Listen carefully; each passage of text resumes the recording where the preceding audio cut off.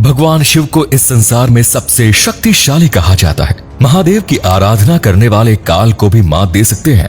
यूं तो शिव जी को परमपिता परमेश्वर कहा जाता है, लेकिन आपके मन में कभी ना कभी ये सवाल तो आया होगा कि आखिर भगवान शिव का जन्म कैसे हुआ। भगवान शिव के माता पिता कौन है? भगवान शिव को आदि अनंत कहा जाता है, लेकिन फिर भी उनकी उत्पत्ति को लेकर आपके मन में कई प्रकार के सवाल अक्सर घूमते होंगे। आज हम आपकी सभी जिज्ञासा का समाधान करने वाले हैं। भगवान शिव के अवतरण यानी जन्म को लेकर हिंदू पौराणिक ग्रंथों में काफी कुछ लिखा गया है। शिव पुराण से लेकर विष्णु पुराण तक में भोलेनाथ की उत्पत्ति के बारे में जानकारी दी गई है। भगवान शिव का जन्म कैसे हुआ, यही सवाल एक बार ऋषि मुनियों के मन में पैदा हुआ। सभी ऋषिगण साथ मिलकर स्वयं शिव जी के पास पहुँचे। उन्होंने पूछा कि हे भोलेनाथ, आप तो पूरे संसार के पिता हैं, लेकिन आपके पिता कौन है? शिव जी ने कहा कि इस संसार की रचना करने वाले भगवान ब्रह्मा ही मेरे पिता है। अच्छा, अगर वो आपके पिता है तो आपके दादा कौन है? इस पर शिव जी कहते हैं कि संसार को संचालित करने वाले भगवान नारायण यानी विष्णु जी उनके दादा हैं। ऋषि मुनियों ने एक बार फिर सवाल किया और पूछा, आपके परदादा कौन है? शिव जी ने मुस्कुराते हुए जवाब दिया कि मेरे परदादा स्वयं शिव है। असल में शिव पुराण में भगवान शिव को स्वयंभू कहा गया है। स्वयंभू का मतलब होता है जिसकी उत्पत्ति स्वयं हुई हो और उसके कोई माता पिता ना हो। ये बात भगवान शिव पर पूरी तरह लागू होती है। शिव जी संसार के पंच तत्वों से परे हैं। उनका ना तो जन्म हुआ है और ना ही कभी अंत। उन्हें मृत्यु का भी भय नहीं है। स्वयं काल भी भगवान शिव के आगे नतमस्तक हो जाता है। शिव पुराण में भगवान शिव की उत्पत्ति की एक कथा और है।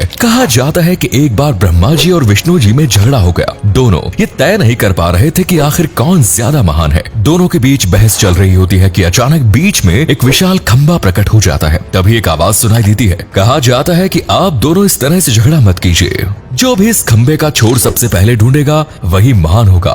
वो आवाज सुनते ही ब्रह्मा जी और विष्णु खंबे का छोर ढूंढने में लग जाते हैं। ब्रह्मा जी एक पक्षी का रूप धारण करते हैं और ऊपर की ओर उड़ान भरते हैं, जबकि विष्णु जी एक वराह का रूप धारण करते हैं और छोर ढूंढने निकल पड़ते हैं। काफी समय बीत जाता है, लेकिन ब्रह्मा जी और विष्णु जी छोर नहीं ढूंढ पाते। अंत में दोनों अपनी हार मान लेते हैं। इसके बाद भगवान शिव अपने रूप में प्रकट हो जाते हैं। शिव जी को देख ब्रह्मा और विष्णु उन्हें प्रणाम करते हैं और उन्हें यकीन हो जाता है कि महादेव ही सृष्टि में सबसे महान है। विष्णु पुराण में भगवान शिव के जन्म की अलग कथा प्रचलित है। इस ग्रंथ के अनुसार विष्णु जी की नाभि की नाल पर एक कमल उत्पन्न होता है और उनकी नाभि के तेज से कमल के ऊपर ब्रह्मा जी की उत्पत्ति होती है। ठीक इसी प्रकार विष्णु जी के माथे के तेज से शिव जी की उत्पत्ति बताई गई है। इसके अलावा एक अन्य कथा के अनुसार एक समय पर धरती, आकाश और पाताल लोक पूरी तरह से जलमग्न थे। उस समय सिर्फ विष्णु जी अपने शेष नाग पर मौजूद थे। जब वो शेष नाग पर लेटे होते हैं तभी ब्रह्मा जी कमल पर प्रकट हो जाते हैं। ब्रह्मा जी और विष्णु जी की बात कर रहे होते हैं कि तभी शिव भी वहाँ प्रकट हो जाते हैं। ब्रह्मा जी महादेव को पहचानने से इनकार कर देते हैं। ऐसे में शिव जी रूठ जाते हैं कि भला कोई उन्हें कैसे नहीं पहचान पाता। स्वयं ब्रह्मा जी उन्हें नहीं पहचान पा रहे। इसके बाद विष्णु जी दिव्य दृष्टि की मदद से ब्रह्मा जी को शिव जी की याद दिलाते हैं। ब्रह्मा जी को अपनी गलती का एहसास हो जाता है और वो भोलेनाथ से क्षमा याचना करते हैं। यहाँ पर ब्रह्मा जी शिव जी से एक आशीर्वाद मांगते हैं। शिव जी कहते हैं कि ब्रह्मा जी कहिए आपको क्या चाहिए। ब्रह्मा जी कहते हैं कि आप मेरे पुत्र के रूप में उत्पन्न हो जाइए, यही आशीर्वाद मुझे चाहिए। शिव जी ब्रह्मा जी को आशीर्वाद प्रदान कर देते हैं। जब ब्रह्मा जी सृष्टि की रचना कर रहे थे तो उन्हें एक बच्चे की जरूरत थी। उन्हें शिव जी का आशीर्वाद याद आ जाता है और वो तपस्या करने लगते हैं। तपस्या के दौरान ही उनकी गोद में भगवान शिव बालक के रूप में जन्म लेते हैं। शिव जी पैदा होते ही रोने लगते हैं। ब्रह्मा जी जब रोने का कारण पूछते हैं तो शिव जी कहते हैं कि मेरा कोई नाम नहीं है। ब्रह्मा जी कहते हैं कि आज से आपका नाम रुद्र होगा। इसका मतलब होता है रोने वाला। लेकिन ये नाम शिव जी को पसंद नहीं आता। इसके बाद ब्रह्मा जी शर्व, उग्र, भीम, पशुपति, ईशान और महादेव जैसे 108 नामों का उच्चारण करते हैं और आज भी संसार में शिव जी के सभी नाम प्रचलित है। इसी कथा के अनुसार ब्रह्मा जी को शिव का पिता माना गया है। श्रीमद् देवी भागवत पुराण में भी भगवान शिव के जन्म को लेकर कई बातें लिखी गई हैं। एक बार नारद मुनि ने ब्रह्मा जी से पूछा कि किसने सृष्टि का निर्माण किया है। ब्रह्मा जी कहते हैं कि मैंने ही पूरा ब्रह्मांड बनाया है। इसके बाद नारद पूछते हैं कि आपके भगवान शिव के और विष्णु जी के माता पिता आखिर कौन है। यहाँ पर ब्रह्मा जी त्रिदेवों के जन्म के बारे में बताते हैं। वो कहते हैं कि देवी दुर्गा और शिव स्वरूप ब्रह्मा के योग से ब्रह्मा, विष्णु और महेश का जन्म हुआ है। यानी दुर्गा माता ही हम तीनों की माता है और ब्रह्मा यानी काल, सदा शिव हमारे पिता हैं। श्रीमद् देवी भागवत पुराण में ही एक अन्य वर्णन भी मिलता है कि एक बार ब्रह्मा जी और विष्णु जी में बहस छिड़ जाती है। ब्रह्मा जी कहते हैं कि मैंने सृष्टि की रचना की है और मैं ही प्रजापिता हूँ, यानी मैं ही पूरे संसार का पिता हूँ। लेकिन विष्णु जी कहते हैं कि आपका जन्म तो मेरी नाभि से हुआ है, ऐसे में आपका पिता तो मैं हूँ।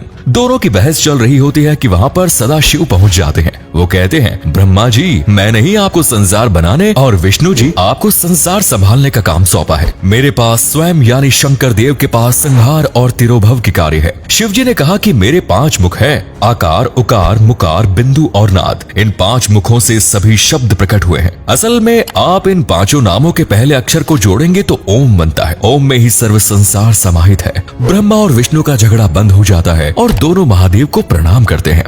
इसके अलावा दोस्तों भगवान शिव के जन्म और उत्पत्ति को लेकर कई कथाएं प्रचलित हैं, लेकिन ये सभी कथाएं लोक में सबसे ज्यादा प्रचलित है। भगवान शिव के बाल रूप के बारे में बहुत ज्यादा वर्णन देखने को नहीं मिलता। बात करें उनके निवास की तो उसके बारे में आप सभी जानते ही हैं। भगवान शिव माता पार्वती के साथ कैलाश पर्वत पर विराजमान है। यहाँ एक सवाल और आपके मन में आ सकता है कि भगवान शिव को शिक्षा और ज्ञान किसने दिया। आपको बता दें कि भगवान शिव तो स्वयंभू है और उन्हें किसी गुरु की आवश्यकता नहीं, बल्कि उन्होंने तो धरती पर गुरु शिष्य परंपरा की शुरुआत भोलेनाथ ने 7 लोगों को शिक्षा दी थी। गुरु विश्वामित्र, गुरु वशिष्ठ और मुनि भारद्वाज जैसे ऋषियों का नाम आपने सुना भी होगा। जिन 7 लोगों को महादेव ने अपना शिष्य बनाया उन्हीं को सप्त ऋषि कहा जाता है और इन सप्त ऋषियों ने ही धरती पर ज्ञान का प्रचार प्रसार किया है। भगवान शिव के बारे में यूं तो जितनी बातें की जाए कम है। भगवान शिव को प्रसन्न करना बहुत आसान है, इसीलिए तो उन्हें भोले भंडारी भी कहा जाता है। यदि आप सच्चे मन से भोलेनाथ को याद करेंगे